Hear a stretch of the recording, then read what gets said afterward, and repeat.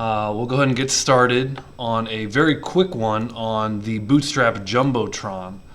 A Jumbotron per Bootstrap documentation, a lightweight, flexible component to showcase key marketing messages on your site. And so if you go to getbootstrap.com, it actually used to be a component. And so in prior versions under Bootstrap, you could go under components and there would be this Jumbotron. It's no longer listed there. In fact, this PowerPoint needs to be slightly updated, and I'll show you how. However, the concept behind a Jumbotron is the same, and you do see this on a lot of websites, so it's worth going over. The concept comes from the newspaper, so it's like an old concept. Turns out that on the web we get a lot of concepts from newspaper. Why? Because the newspaper was around for however long, hundreds of years. 1700 was the printing press? So the newspaper was around for hundreds of years. Turns out they came up with some really good ideas on how to sell newspapers and how to sell things, good fonts and ways to get people's attention. And so they came up with this idea of above the fold being the most important real estate on a newspaper. Above the newspaper fold, that's very, that's very well known. This concept of above the fold.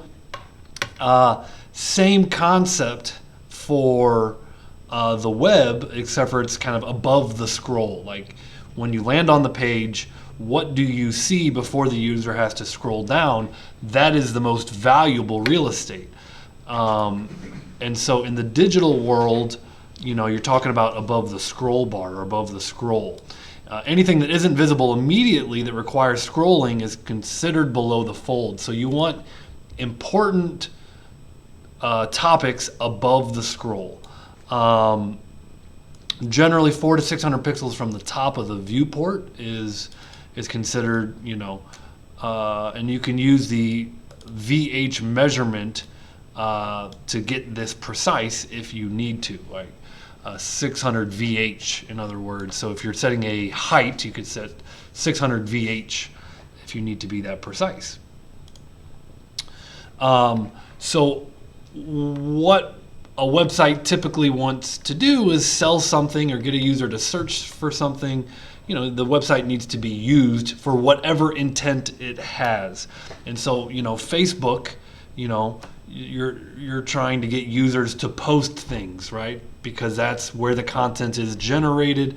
That's the value in social media like Facebook, is getting end users to make posts. And Twitter, the same thing. A lot of websites want to sell a widget. Some websites just want to get you to search, like I think of Spotify or Netflix, and search through their catalog and play a movie or play a song. And by getting users to do those things, then you can sell ads, and you can say, well, I've got millions of users on my site. So a lot of times you're trying to get them to take an action, because that action will lead to you making money.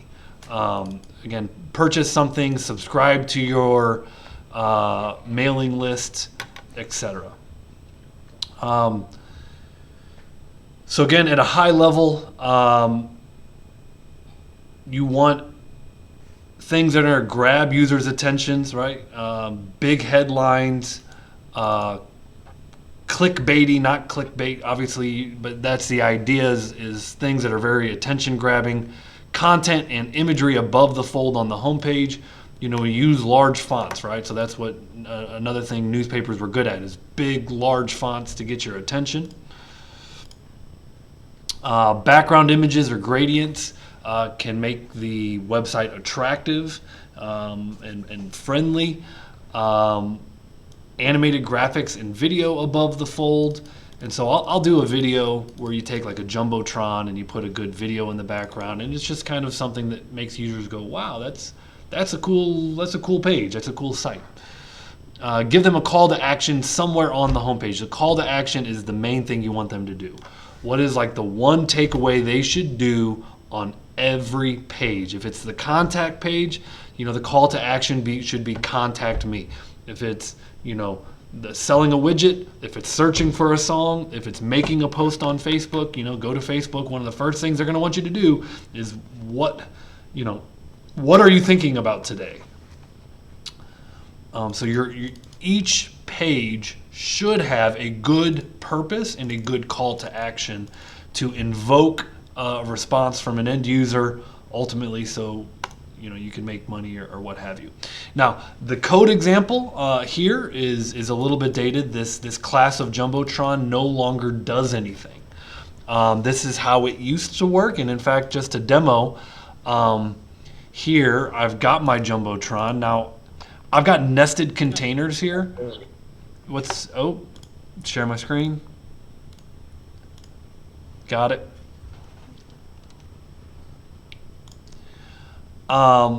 So you'll notice I've got a container inside of a container, and that will work, and that's somewhat common. That's why you see this kind of response where I've got this outer container and inner container. And this kind of looks like a Jumbotron. I mean, we got big text, and we got a button that says learn more, but I just want to point out that this class of Jumbotron, so if I look at here's my nested container. Here's my class of Jumbotron. Notice the class of BG Dark, it does something, right? So the class of BG Dark, the class of Text White gives us a text color. But Jumbotron, as it's over here in our styles, isn't doing anything. So I can go into my code, I can delete this class of Jumbotron, refresh the page, and I'm getting the same exact behavior. So how then do we do a Jumbotron in the latest version of Bootstrap? And the answer is to you can still get a Jumbotron, but it's very custom. And what I mean by custom is it's just adding custom margin and custom padding a lot of space. And so when you search for Jumbotron, this is actually on the examples page. So if you don't want to search, again, I'm using 5.1 and click on examples. You see a lot of example code with modal windows and list groups, and just that footers, like good looking footers for your page. Right, so you want a good-looking Bootstrap footer. They kind of give you some template code. Well, you go down to custom components, and you're going to find the Jumbotron. And this custom Jumbotron, or you could have this custom Jumbotron, or this custom, and these are just templates, like starting points for your Jumbotron.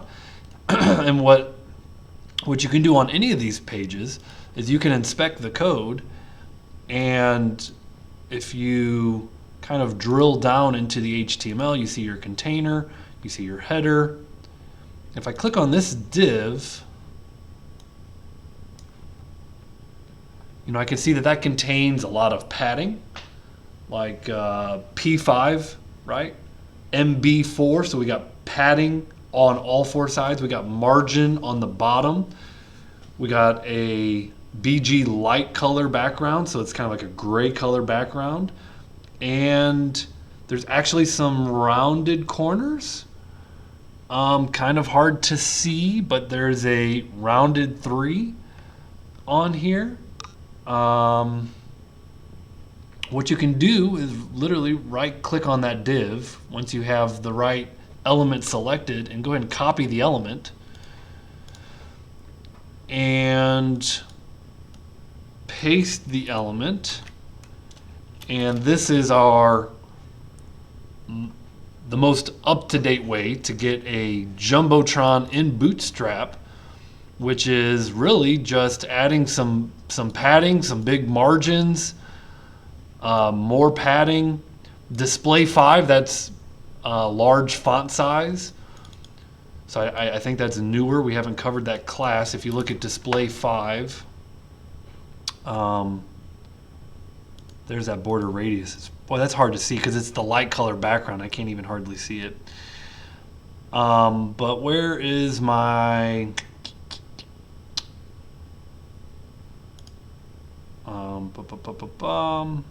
What was I looking at? I was looking at the text size. Wait a minute. On the H1. Let's inspect the H1. There's our display 5. There's display 5 gives us a font size of 3 rems, right? You could think of that as 300%. Like 300%, 100% the font size of the root font size, right? So the root being the HTML tag, right? So this is 300% bigger than the root font size. So if you set the font size in the root to be 12 pixels, this is 3 times 12 pixels. So that's where you're getting your font size. Turns out if you turn that off, you still have another display 5, which is giving you a calculation to actually makes it bigger. Turn that off. Anyways, that's what display 5 does, is it increases the font size, font weight bold. And then here we've got a call. Now what's really interesting about this call medium 8,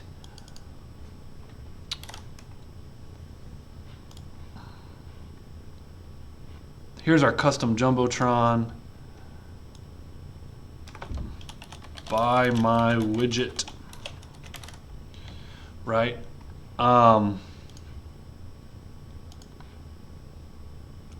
Here's my call.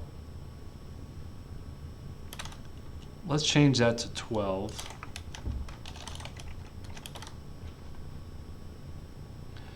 And you can see that the blue represents the content, which is the paragraph, and it now goes basically the entire row. What threw me off just a little bit here, this seems a little off because there's no div class of row. Typically before you see a call, you should have a row that it is nested within, but I just wanted to do that to test it to make sure.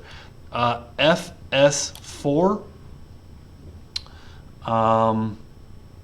FS4, again, it's dealing with a font size. FS4, font size 1.5 rems. And so just a couple of classes we haven't seen. That's the Jumbotron. You know, that's the easiest way to kind of at least start with the Jumbotron, and then you could start doing things like putting content in there, background images. Buy my widget. Okay, so I just wanted to do a quick one on the Jumbotron.